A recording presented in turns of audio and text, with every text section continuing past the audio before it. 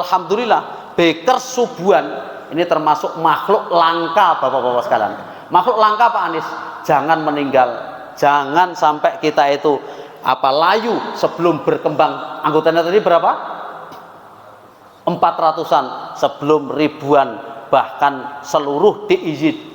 Maka Bakers Subuhan ini termasuk golongan orang-orang yang mengerem tumbuhnya kemaksiatan, orang-orang yang mengerem akan madarat yang terjadi di mana-mana, mafsadat yang berkembang di mana-mana. Inilah luar biasanya Bakers Subuhan. Imam Al-Ghazali sesuai dengan apa yang disitir oleh Pak Anies di depan itu mengatakan, berpesan kepada murid-muridnya, wahai murid-muridku, ada 6 perkara yang saya pesankan kepada kamu. Perkara As-salatu khairun minan naum. Bismillahirrahmanirrahim. Ngapunten linggih mriki mungkin darani pidato Menteri Kenegaraan gitu. Kula teng mriki mawon. Assalamualaikum warahmatullahi wabarakatuh.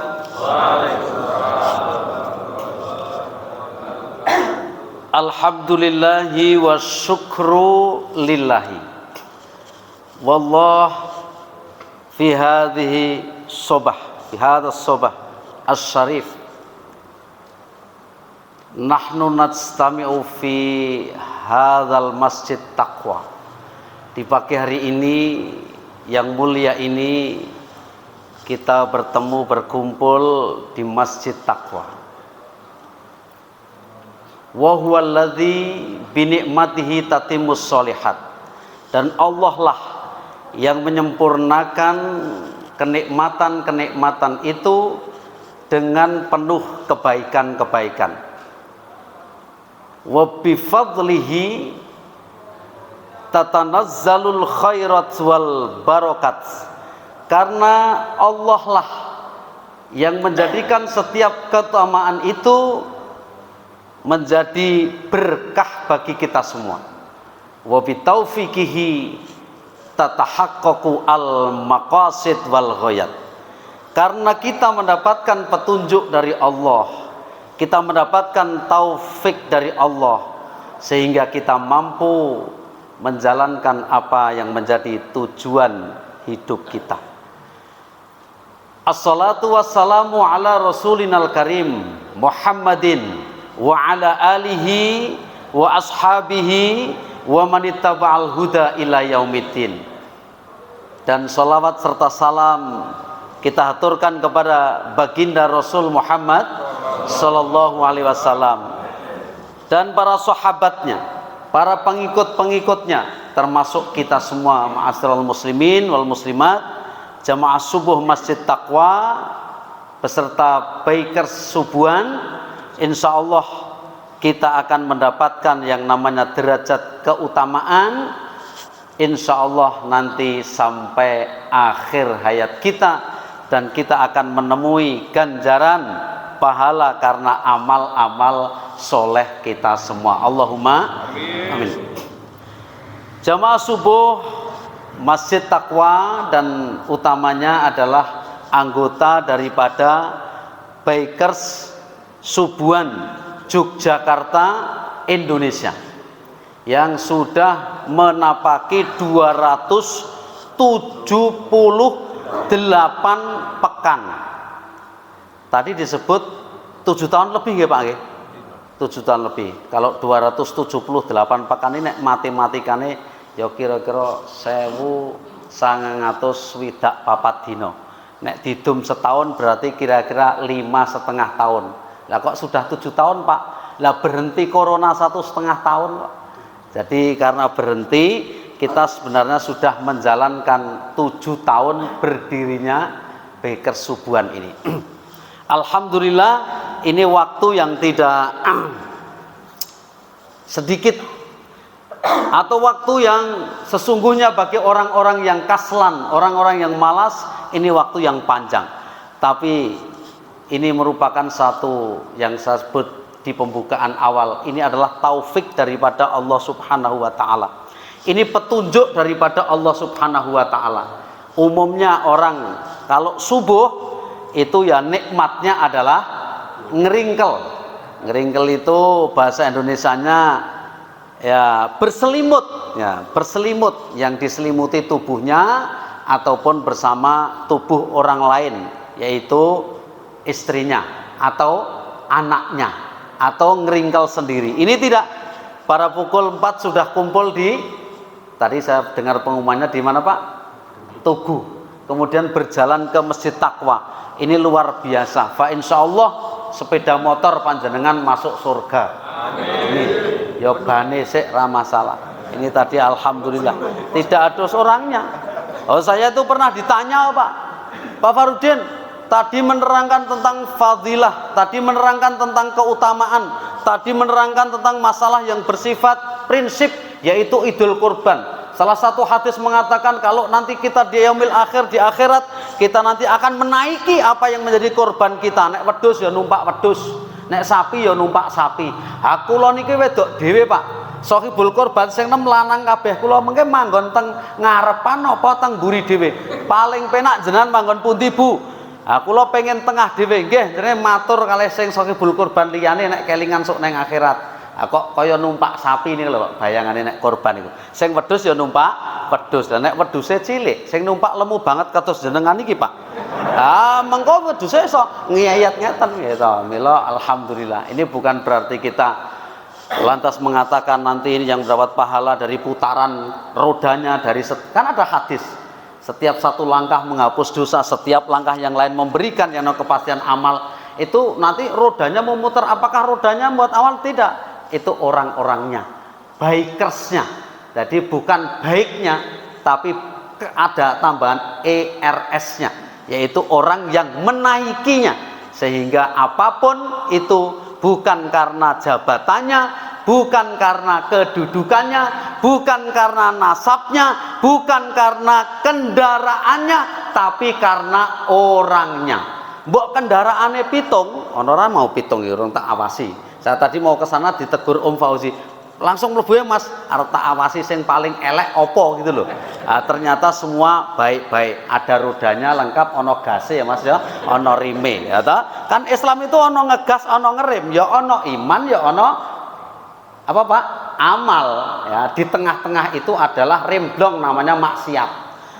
Ada rem, ada yang namanya gas. Di tengah-tengahnya adalah maasi, kemaksiatan. Nah, insya Allah bikir subuhan ini adalah penuh dengan ta'awun, saling tolong menolong. Ya, nek ana sing macet neng dalan sijine, ya insya Allah ditolong dengan cara temannya yang lain mendekat. Kalau ada yang kehabisan bensin, insya Allah dengan teman yang lain akan ditolong, dicarikan atau diberikan bensin. Kalau kehabisan duit, insya Allah di jalan, ya insya Allah ya diteke wae nek ora pas nggo duit gitu.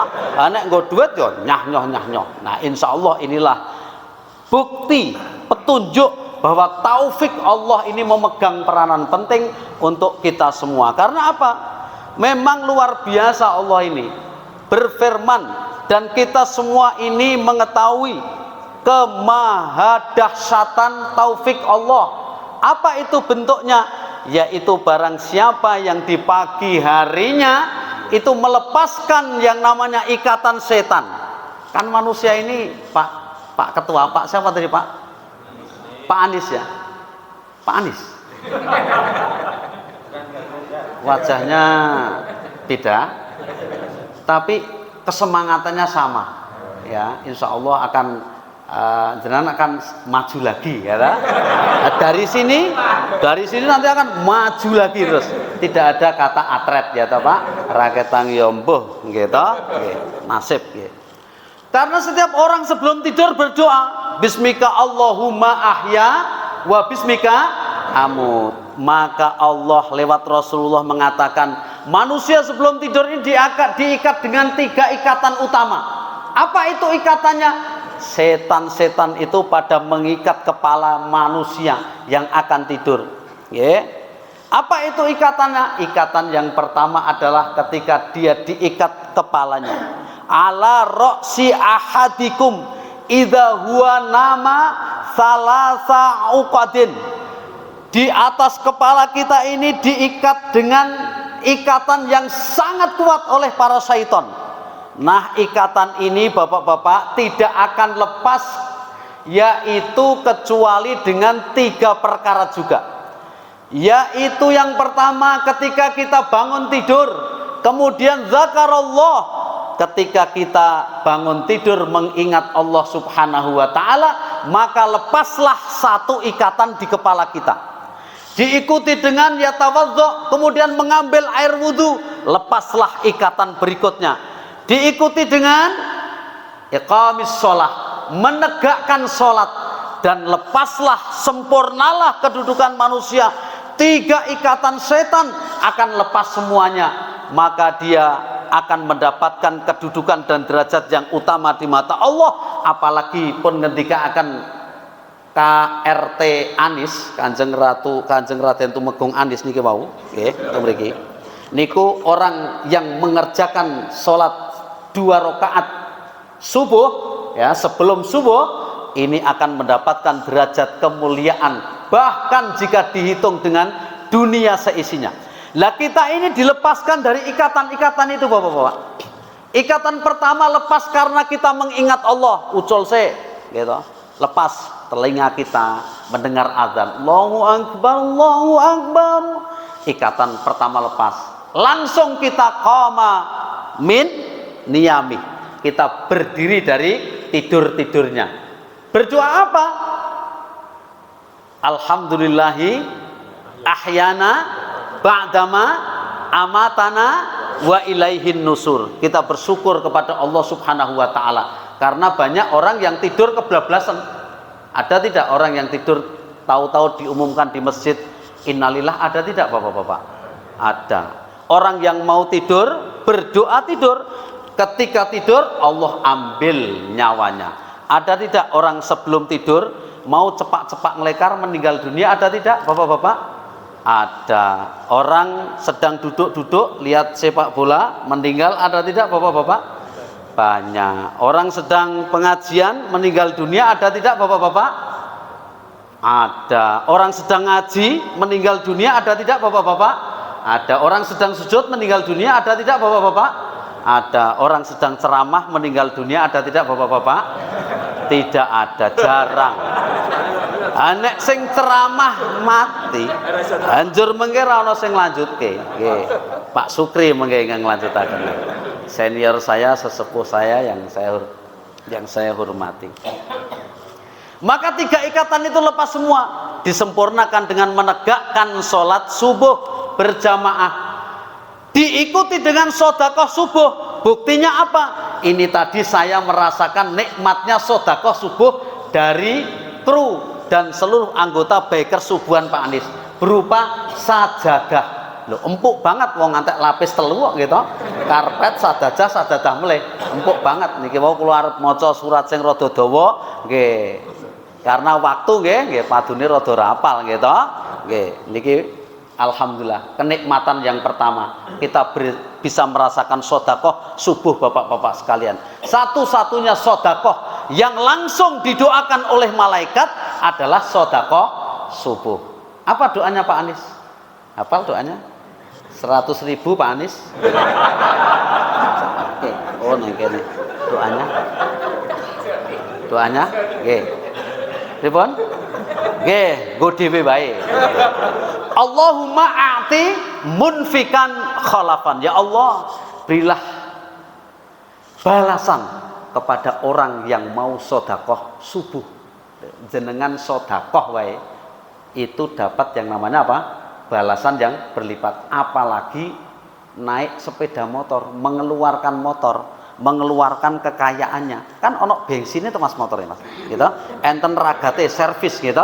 Ada yang namanya pemeliharaan, maintenance. Ada yang namanya harta yang dikeluarkan untuk membelinya. Ini kalau kita hitung sudah berapa juta modal panjenengan untuk subuhan Pak. Loh, tidak setiap orang mau untuk mengeluarkan motornya, ya toh? Karena jenengan jarake adoh saka takwa. Ha nek jarake cedak, gitu. Kok sampai tidak subuhan ke masjid, berarti tidak termasuk orang yang didoakan oleh malaikat. Kemudian doanya yang kedua, Allahumma a'ti mumsikan talafan. Ya Allah, berilah kebangkrutan kepada orang yang tidak mau bersedekah subuh. Ini tadi para baker sudah masukkan ke kotak infak belum itu? Dah nyodakoi masjid takwa. Sudah ya Pak ya? Ya paling ulang lirik tok neng di masjid ono kotak infak. Ngaten masjidnya ya ngomong, kotak infaknya ya ngomong. Lah arep ngopo kowe? Ngaten niku. Ya wis, ya, alhamdulillah. Ini tadi sudah sedekah sajadah. Semoga sedekah bapak-bapak dari bakers ini mendapatkan balasan dari Allah Subhanahu wa taala sebagaimana di dalam surat Al-Baqarah 264, setiap satu butir berlipat menjadi 70 menjadi 700. Ini kalau berapa sajadah tadi Mas? Berapa? 1, 2, 3 dan 2 Al-Quran. Insya Allah akan berlipat 21 kebaikan yang ada. Dengan Al-Qurannya 2, kalau satu huruf Al-Quran 10, ini berapa huruf Pak Anies jumlahnya dalam Al-Quran ini? Tertera? Ya wes sing apal dengan 114 surat. Sudah berapa ribu kebaikan yang akan didapat oleh kita semua. Dengan berapa juga yang dikeluarkan Bapak Anies ketika iuran di Bekes ini berapa? Iuran bulanannya? Tidak ada iurannya. Lah sedekah ngeten iki saking pundi? Setiap kita memberikan. Ya yang dimasukkan ke peci itu apa? Uang. 2.000, 3.000 tergantung kemampuan kita. Luar biasa. Tepuk tangan untuk Bekes Subuhan. Luar biasa. Ini Bapak-bapak sekalian yang patut kita contoh. Maka setan melepaskan ikatan-ikatan itu dengan sempurna dan banyak perkara yang bisa diperbuat kalau ikatannya sudah apa? Sudah terlepaskan. Maka benar apa yang dikatakan oleh Pak Anies tadi, Bapak-bapak sekalian rahimakumullah. Imam Al-Ghazali pesan sampai jam 6 kurang seperempat nggih Pak Anies nggih. Tak tambahi nggih 7 menit nggih. Ngapunten saya dibatasi maksimal jam 6 ning sing yang seperempat nanti untuk kita silaturahim. Imam Al-Ghazali sesuai dengan apa yang disitir oleh Pak Anies di depan itu mengatakan, berpesan kepada murid-muridnya, wahai murid-muridku, ada 6 perkara yang saya pesankan kepada kamu. Perkara masailah.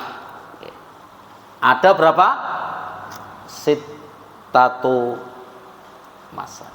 Ada 6 perkara. 1, apa yang terjauh darimu wahai murid-muridku? Apa yang terjauh? Ketinggal mboten apa Bapak? Tulisan kula niki. Ketinggal mboten Pak? Ketinggal? Berarti jenengan rada ngene. Aku dhewe sing nulis ora ketok ngene iki. Niki untuk permisalan kita supaya 1 nggih Pak nggih, soalnya enten sing naruh Pak nggih. Apa yang terjauh untukmu? Wow, pun dingendikaken Pak Anies. Ternyata bukan Eropa, ternyata bukan Amerika. Nek Ameriki Suronatan nggih.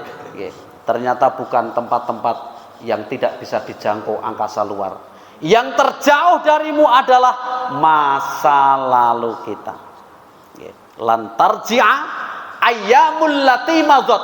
Tidak akan terulang kembali hari-hari yang sudah kita jalani. Orang mungkin iso Pak Anies nek pilih batin, ngerti wingi ora neng Suronatan, pilih neng kono, ndak bisa Pak. Jenengan kenyataannya hari ini duduk di sini. Misalnya jenengan garwane Mbak Yuni to Pak, jenengan garwane. Ngerti aku entuk Juli, ra pengen entuk Juni. Nah, itu masa lalu itu tidak bisa diulang. Masa lalu tidak akan bisa terulang kembali. Yang bisa adalah untuk dijadikan evaluasi. Maka masa lalu itu jauh meskipun terasa baru kemarin. Apa yang terdekat dari kita? Apa yang terdekat darimu wahai muridku? Yang kedua, murid-murid menjawab, yang terdekat adalah ayahku, karena setiap saat memberitahu akan persoalan hidupku, memberi makan, memberi minum. Yang lain menjawab, yang terdekat adalah adikku, karena setiap saat membantuku mencuci pakaian, mengeringkan pakaian. Yang terdekat adalah tetanggaku, karena setiap mendapatkan kenikmatan selalu mengantar kepadaku buah-buahan, lauk pauk dan lain sebagainya. Imam Al-Ghazali menjawab, tidak, yang terdekat darimu adalah maut. Mautun. Ketinggal mboten Bapak-bapak? Kula kandelke nggih. Ketinggal mboten? Ketinggal? Nggih. Alhamdulillah. Nggih. Maut kullu nafsin dha'iqatul maut. Rahasia maut auqat, amkan, dan juga asbab auqat. Waktu tidak ada yang tahu, amkan, tempat tidak ada yang tahu, asbabun, sebab tidak ada yang tahu. Kalau tahu hari ini saya mau meninggal, maka saya tidak mau ceramah di masjid takwa, pilih neng omah wae, karena malaikat Israel mau datang jam 4:30. Moh aku neng kene pilih ditunggoni bojoku karo anak-anakku, gitu. Kalau tahu misalnya hari ini saya mau meninggal dunia, maka saya akan meninggalkan yang namanya wasiat kepada anak dan istriku, dan mengirimkan undangan kepada tonggo kiri, tonggo kanan, kiri kanan saya kirimi, Bapak Ibu nanti jam 10 pagi saya meninggal dunia, tolong saya dikuburkan di dekat simbah saya, dan sebelum meninggal dunia tolong saya ditalkin dan ditunggui oleh seluruh anak saya, semua suruh mendekat kalau saya tahu. Asbab, sebabnya apa? Kalau kita tahu sebab kita meninggal, maka kita tidak akan kemana-mana. Wes rasah melu bekersan baik. Sebab nanti kalau saya di jalan meninggal dunia, maka pilih saya di rumah ditunggui anak-anak istri. Karena waktu, tempat, dan sebab tidak ada yang tahu. Al-Ghazali mengatakan yang ketiga, apa yang berat bagimu wahai murid-muridku? Murid-murid menjawab, yang berat adalah menyangga batu, yang berat adalah memikul yang namanya dagangan, yang berat adalah berlari sejauh 5 km, 8 km. Tetapi Imam Al-Ghazali mengatakan tidak, ternyata yang berat bagimu adalah memanggul amanah, memanggul tanggung jawab. Karena amanah itu, beliau tadi juga menyitir, nanti 4 hal perkara akan ditanya oleh malaikat. La tazalu qadama 'abdin qabla an tus'ala an arba'i as'alin. 1, umurnya ditanya, umurmu gopo, masa mudamu untuk apa? Bapak-bapak saya tanya, rata-rata kemaksiatan itu diperbuat oleh kaum muda atau kaum tua, Pak? Muda atau tua, Pak? Muda. Aku yorong tahu krungu, wah balapan RE King, kakek-kakek 85 tahun, wah jumping neng ring road, aku yorong tahu krungu, wah tripping, ya toh, AO brandy whisky, kok boleh simbah-simbah neng perapatan kono kae ra tau. Rata-rata orang yang berbuat adalah kaum muda. Wah ana wong sing overdosis, wong 95 tahun neng kidul stasiun Tugu. Nah, aku yorong tahu krungu, rata-rata yang seperti itu adalah anak-anak muda kita. Hartanya, mal, dari mana dan kemana diinfakkan, kita juga ditanya. Umurnya juga ditanya, hartanya ditanya, ilmunya juga ditanya. An ilmihi, diterapkan untuk apa, diajarkan kepada siapa, untuk perbuatan baik atau untuk perbuatan buruk. Yang terakhir yang ditanya adalah amalnya. Apakah amal akhir hayatnya mengantarkan kepada kebaikan husnul khatimah atau mengantarkan kepada keburukan su'ul khatimah. Alhamdulillah, Bakers Subuhan ini termasuk makhluk langka, Bapak-bapak sekalian. Makhluk langka, Pak Anies. Jangan meninggal, jangan sampai kita itu layu sebelum berkembang. Anggotanya tadi berapa? 400-an, sebelum ribuan, bahkan seluruh diizin. Ini akan menjadikan hartanya untuk subuhan berjamaah semua. Meskipun tidak hanya Bakers, ada kelompok-kelompok lain yang subuhan, tapi ini termasuk barang yang langka.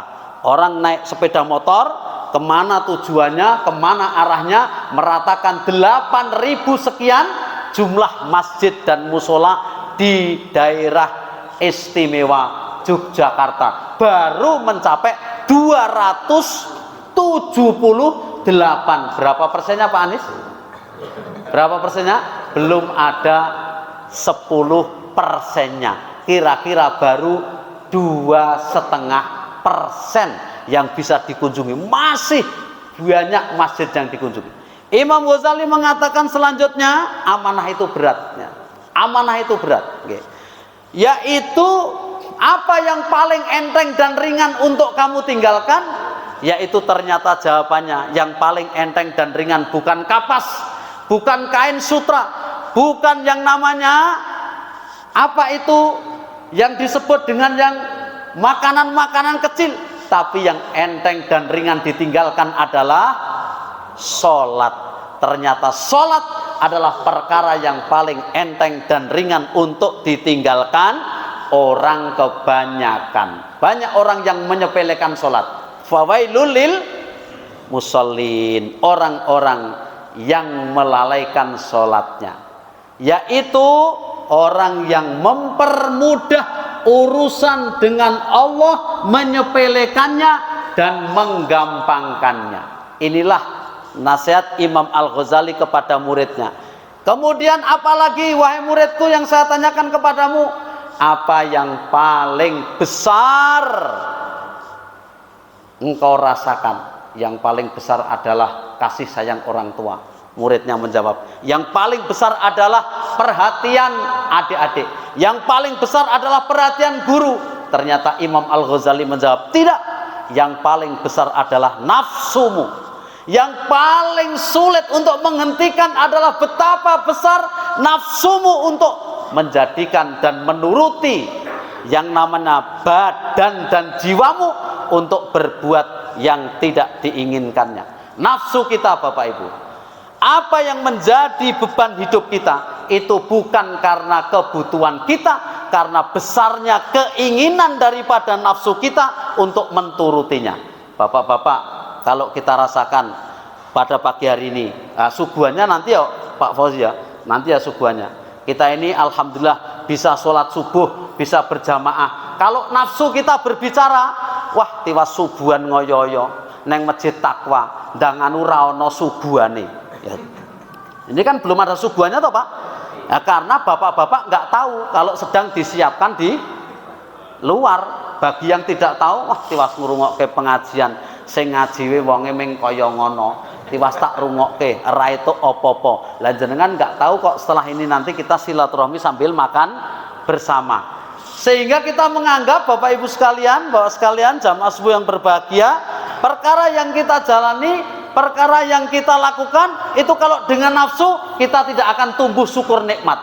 Kalau kita tidak bicara dengan syukur, itu nafsu yang berbicara. Inna nafsa la ammaratum bisu. Bahkan di dalam surat Al-A'raf 179 itu Allah menyampaikan, sesungguhnya manusia ini kalau memperturuti hawa nafsunya, kal an'am balhum adol, seperti binatang, bahkan dia lebih rendah daripadanya. Ulaika humul ghafilun, itulah orang-orang yang rugi. Siapa mereka? Walahum udhunun la yasma'una biha, punya telinga tetapi tidak untuk mendengarkan perkara-perkara yang baik. Walahum ainun la yabsuruna biha, ayunun la yabsuruna biha, dia punya mata tetapi tidak untuk melihat perkara-perkara yang baik-baik. Dan dia itu menjadikan orang-orang yang rugi, orang-orang yang bangkrut, orang-orang yang lalai. Dan kita alhamdulillah punya telinga, tetapi telinga kita gunakan untuk kebaikan. Dengar azan, kita ke masjid.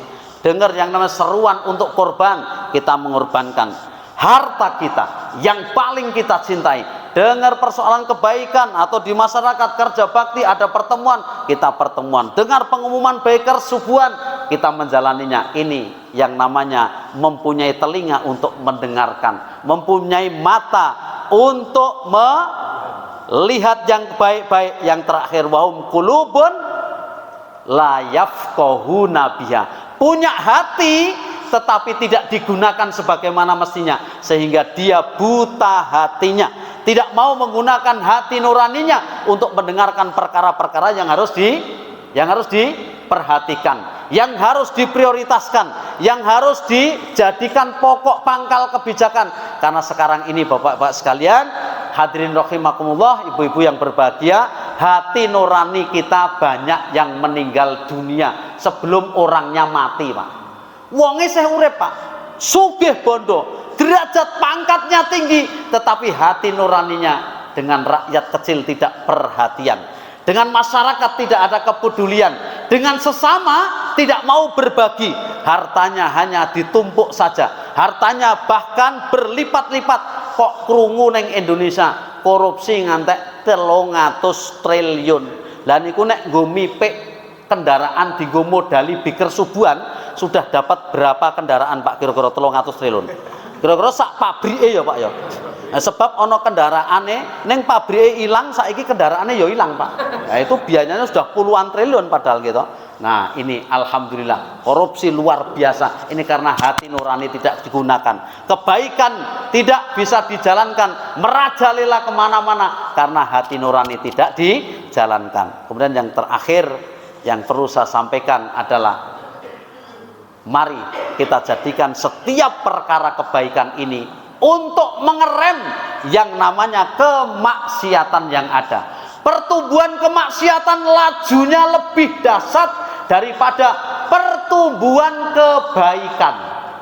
Kebaikan kalah dengan kemaksiatan.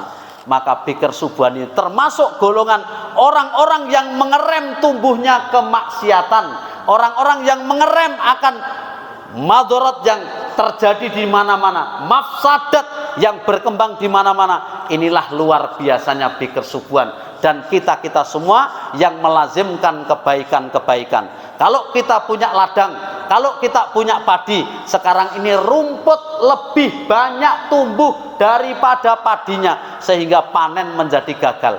Kebaikan di mana-mana akan mudah untuk ditumpas, bukan karena itu menjadikan manusia tenang hatinya. Karena apa? Karena ringannya manusia untuk melalaikan kebaikan. Karena semakin banyaknya kemaksiatan yang tumbuh dan semakin banyaknya perkara-perkara yang mengerem adanya kebaikan-kebaikan itu untuk senantiasa berkembang baik.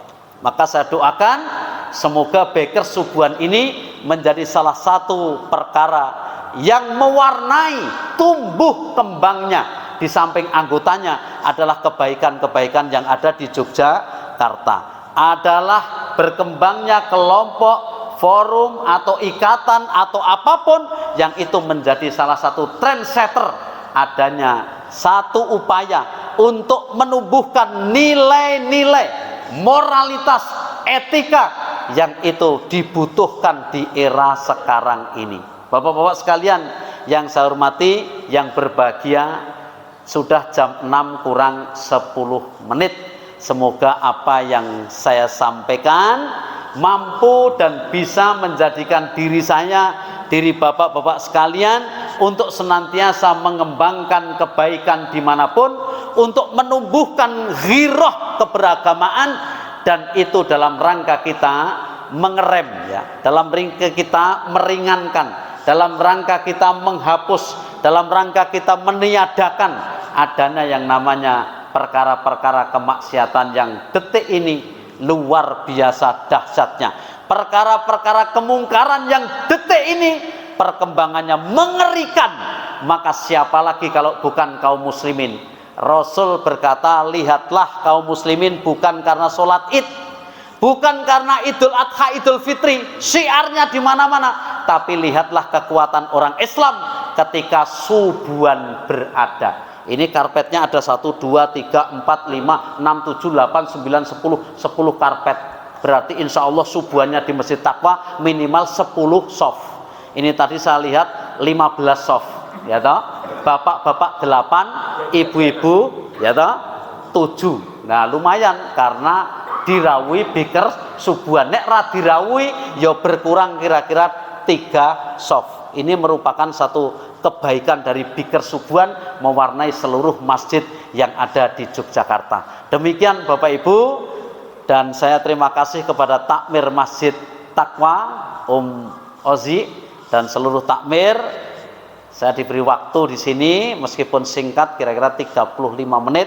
Semoga membawa kebaikan, keberkahan untuk kita semua, dan kita akan menjadikan setiap perkara sekali lagi mengakhiri hayat kita, hidup kita ini dengan husnul khatimah. Mumpung hayat masih dikandung badan, mari kita gunakan untuk menegakkan perkara-perkara kebaikan.